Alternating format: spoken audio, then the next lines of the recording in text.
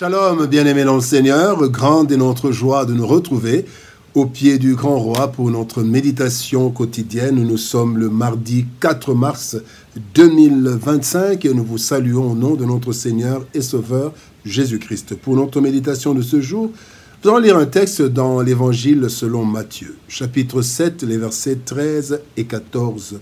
Nous lirons dans la version Louis II. Voici ce que la Bible déclare.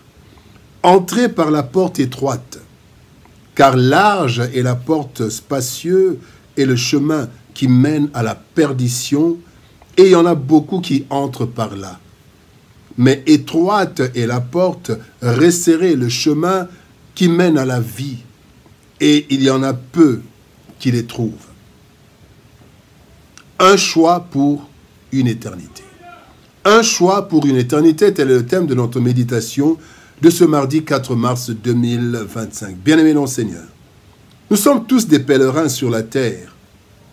Nous venons sans rien et nous quittons sans rien.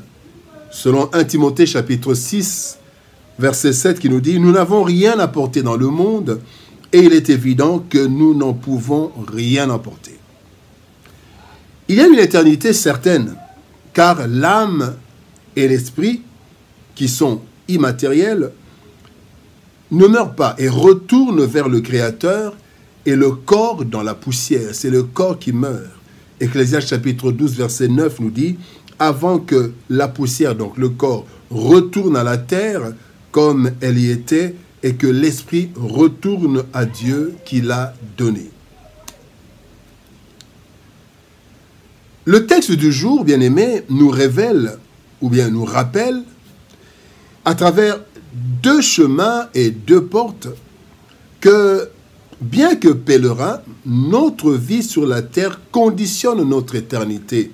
Voilà pourquoi il est écrit dans 1 Pierre chapitre 1er, verset 17, « Conduisez-vous avec crainte pendant le temps de votre pèlerinage. » En effet, c'est pendant notre vie terrestre que se décide notre destination. Voici l'objet de notre méditation de ce jour.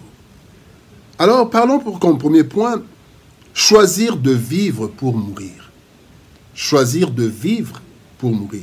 Romains chapitre 8, verset 13 nous dit « Si vous vivez selon la chair, vous mourrez. » Naturellement, bien-aimés, les humains, nous aimons la vie facile, pleine de joie et de plaisir, car personne n'aime souffrir. Cela est un piège de la chair dont le diable se sert. Pourtant, cette course derrière la jouissance, derrière le plaisir, a des conséquences énormes. Le texte dit « Large est la porte, grande est la porte, et large est la porte, grande est le chemin. Large est le chemin qui conduit à la perdition, à la mort. » Voici quelques conséquences. D'abord, en fait, quand nous aimons la vie, le plaisir, on s'éloigne de Dieu et de ses exigences. Ésaïe chapitre 29, verset 13 nous dit « Le Seigneur dit, quand ce peuple s'approche de moi, il m'honore de la bouche et des lèvres, mais son cœur est éloigné de moi, et la crainte qu'il a de moi n'est qu'un précepte de tradition humaine. » On garde des traditions, mais nous sommes éloignés de Dieu parce que nous aimons la vie plus que Dieu, nous aimons le plaisir plus que Dieu. On est prêt à tout pour vivre pleinement sa vie. On ferme les oreilles aux conseils et on oublie que tout passe. Large est ce chemin. L'ennemi en profite pour nous mettre en conflit avec Dieu, nous éloigner de lui et nous placer sous l'esclavage du péché, de la luxure. Ainsi, il nous fait perdre la foi et même la conscience, selon qu'il est écrit dans 1 Timothée chapitre 1er, verset 19, « En gardant la foi et une bonne conscience, cette conscience, quelques-uns l'ont perdue et ils ont fait naufrage par rapport à la foi. » Tout cela parce que on a fait le choix de vivre selon la chair, cette chair corrompue, et en fait, nous avons choisi de mourir. Deuxième point, choisir de mourir pour vivre. Toujours Romains chapitre 8, verset 13 nous dit « Si par l'esprit vous faites mourir les actions du corps, vous vivrez. » Lorsque nous comprenons que tout ce que nous offre le monde est éphémère et qu'il vaut mieux se concentrer sur l'essentiel, alors, bien-aimés, nous refusons de suivre la chair et le monde. Nous acceptons de vivre selon l'esprit et non selon la chair, pour ne pas accomplir les œuvres de la chair. Et nous acceptons de perdre si c'est pour la gloire de Dieu et pour notre paix. Autant perdre pour gagner la gloire et la paix de Dieu. Et le Saint-Esprit, alors, qui voit le choix du cœur, nous donne la force de persévérer. Nous développons alors notre amour pour Dieu à travers la vie de prière. Et nous acceptons même les privations pour remporter le prix. Paul dit, je traite durement mon corps. Bien-aimés, certes, la vie peut sembler difficile dans ce monde. Voilà pourquoi il y a très peu de personnes qui suivent ce chemin étroit. La vie peut sembler difficile dans ce monde d'injustice lorsque nous choisissons de mourir en nous. Mais nous voyons, bien-aimés, l'avenir comme Christ. Dans Hébreux chapitre 12, verset 2, la Bible dit « Ayant les regards sur Jésus, le chef et le consommateur de la foi, qui, en vue de la joie qui lui était réservée, a souffert la croix, méprisé l'ignominie, et s'est assis à la droite du trône de Dieu. » Très peu choisissent, mais en fait, là nous choisissons la mort, mourir en nous pour vivre. Le troisième point, bien-aimé, parlons de responsables de notre éternité. Nous sommes responsables de notre éternité. Deutéronome chapitre 30, verset 19 nous dit « J'en prends aujourd'hui à témoin contre vous le ciel et la terre. J'ai mis devant toi la vie et la mort, la bénédiction et la malédiction. Choisis la vie afin que tu vives, toi et ta postérité. » Bien-aimé, chacun de nous est le premier surveillant de lui-même.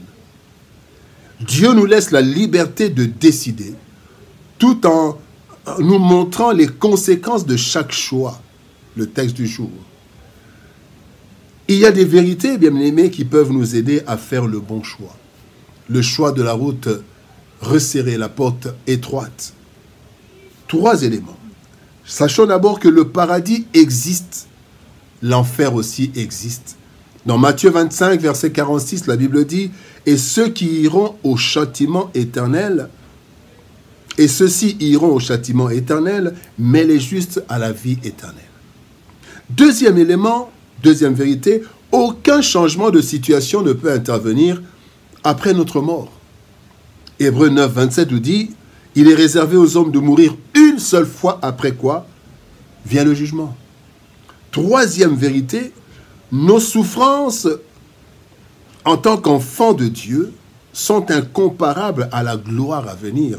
Romains chapitre 8, verset 18 nous dit « J'estime que les souffrances du temps présent ne sauraient être comparées à la gloire à venir qui sera révélée pour nous. » Bien-aimés dans le Seigneur, un choix pour une éternité. La vie sur la terre est courte, mais très précieuse et déterminante pour la vie éternelle et irréversible.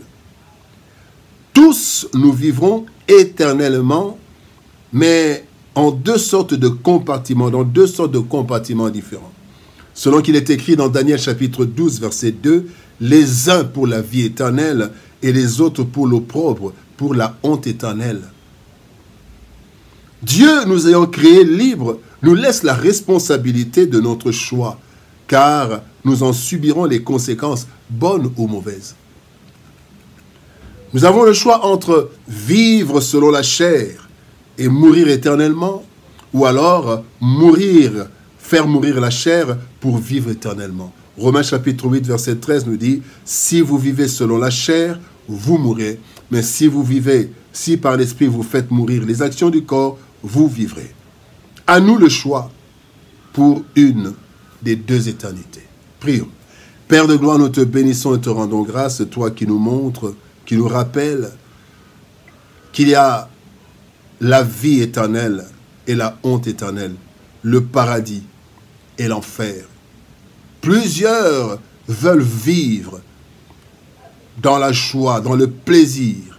Ils choisissent le grand chemin, mais qui termine dans la perdition. Très peu sont ceux qui acceptent de mourir, de faire mourir la chair, afin d'emprunter le chemin étroit, mais arrive à la vie. Seigneur, aide-nous. Aide-nous, Seigneur, à faire le bon choix, à ne pas chercher, Seigneur, les plaisirs de ce monde, mais plutôt à attendre la vie éternelle auprès de toi. Aide-nous par l'Esprit Saint, aide-nous par ta parole, parce que nous ne voulons pas avoir une éternité de souffrance, mais une éternité de joie et de paix auprès de toi. Merci Seigneur de gloire pour ta parole, merci pour ton peuple qui entend et que tu touches. Bénis ta parole, bénis ton peuple, au nom de Jésus-Christ, nous avons ainsi prié, Père. Amen. Bien-aimés dans le Seigneur, que Dieu nous bénisse. Shalom, au revoir, et par la grâce de Dieu, nous nous retrouvons demain pour une autre méditation au pied du grand roi. Shalom, au revoir, et par la grâce de Dieu, à demain.